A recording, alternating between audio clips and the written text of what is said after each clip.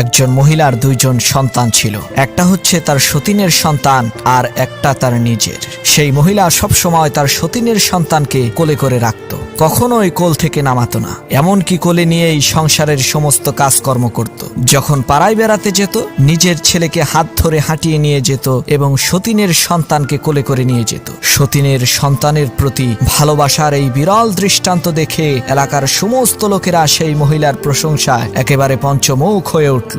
সবার মুখে একই কথা, এই মহিলার মতো ভালো মহিলা আর নাই। একদিন পাড়ার এক মেয়ে লোক এসে বলল, বুবুজান, নিজের ছেলেকে এরকম অবহেলা করে সতীনের ছেলেকে এত আদর করা ঠিক হবে না, এতে আপনার নিজেরই ক্ষতি। তখন সেই মহিলাটি বলে উঠল, শোনেন বুবু, আমার ছেলেকে আমি অবহেলা করি না, এটা লোকদের বোঝার ভুল। তাকে আমি হাঁটিয়ে নিয়ে বেড়াই যাতে তার পা শক্ত হয়, আর সতীনের ছেলেকে সবসময় কোলে করে রাখি যাতে সে কোনোদিন হাঁটতে না শিখে। কোলে থাকতে থাকতে সে যাতে অচল আর পঙ্গু হয়ে যায়।